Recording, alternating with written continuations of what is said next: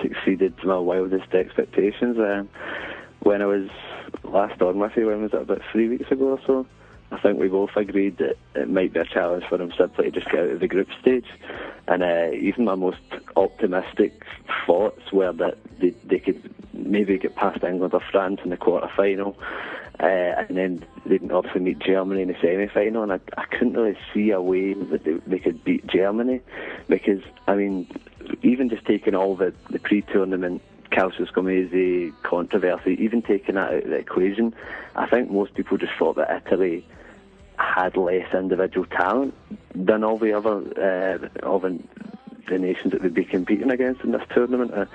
I put a bet on them at the start of the tournament. They were 14-1. I think they were the joint fifth favourites behind Spain and Germany, behind the Netherlands and France.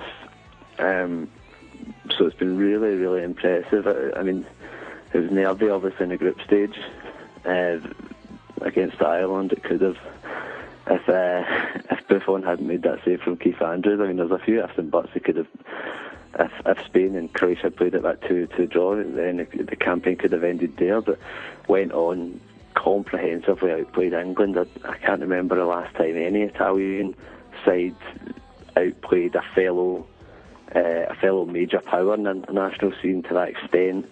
And then the other night against Germany, it was nearly at the end, obviously. But before that, they could have, if they'd taken their chances, if Di Natale and Marchese had taken their chances, they could have won 4 or 5 wins. It's remarkable just simply to have got to this stage, I think, considering the pre-tournament expectations, and to have got there playing this style of football. It's not been as conservative as people expected. They've went out and taken an initiative from the early stages in games. There was an issue where they seemed to be kind of subconsciously lapsing into an old mindset in the first couple of group games and trying to sit on 1-0 leads, but I don't think that was what Prandelli wanted to see. And as the tournaments went on, they've became more and more effective going forward and started to convert their chances.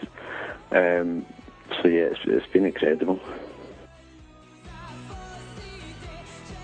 I would have to say the one that springs out at me is Bonucci, Leonardo Bonucci.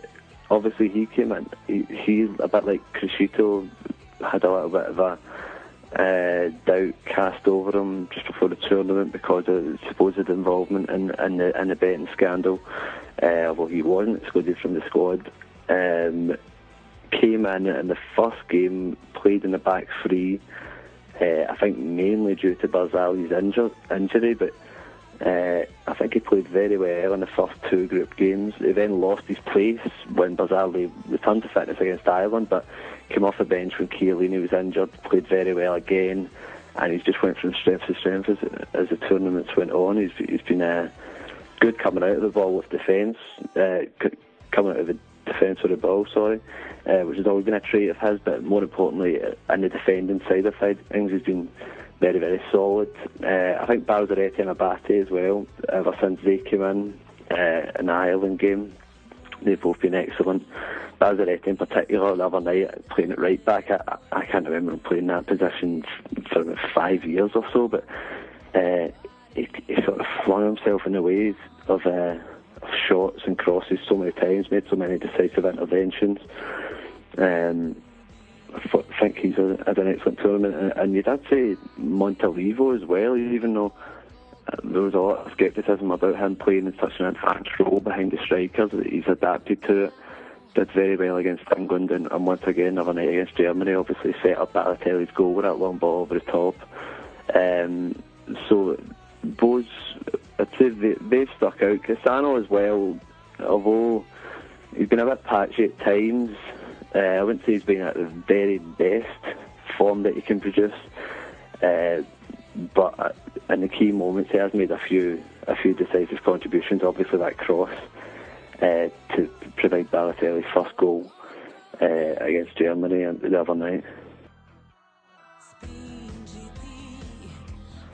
I think it will be a slight concern, yeah. I was looking at some statistics earlier on. Apparently Italy have had 98 shots. which is more than anyone else in the tournament. Even before Thursday night's game, they'd had more shots than anyone else in the tournament, but they'd scored, before the 2 goals they scored against Germany, I think they were about the 7th. Actually, seven other nations had scored more goals than them, including Greece. So it has been an issue. If they'd even been a little bit more clinical with their chances, I think they would have beaten Croatia. They would have beaten Ireland by a bigger margin, and they would have beaten England without the need for the extra time and penalties. Another night, obviously there was that very nervy finale. We saw how irate Buffon was at the end because they risked throwing it all away, because Marchisio and Di Natale and a couple others wasted really presentable opportunities. So it is a slight worry. Obviously now you've got Balotelli, took his 2 goals the other night brilliantly, so you would hope that he would be in similar form on Sunday. But yeah, it will be a concern because I imagine it's something they've been working on throughout the tournament, but it's not a problem they've managed to resolve as yet. Well, I'm optimistic. I think the way that they've played so far, there's every reason for optimism. The Spanish as well, I think, have only really been exceptional in one game in the tournament, and that was against Ireland, the 4-0. So, and the Irish had a dreadful tournament, so I don't know how much you can take from that. Thought they only really came onto a game against Portugal during extra time, and Italy have already proved in the first game of the tournament, the 1-1 draw, and also in the friendly they played against them last year, that they do know how to pose problems for them. It'll be interesting. A lot of people suggesting that he might revert to the 3-5-2 formation, although I would say their best performances in the tournament have came with a 4-3-1-2, so maybe best to stick to that. But yeah, as I say, I think there's every reason for optimism at this stage. I would say the Spanish, their main attribute at the moment is, as good as they are on the ball, is probably their defence. So it could be tight. It could be extra time. My prediction would probably be Italy to win it on penalties.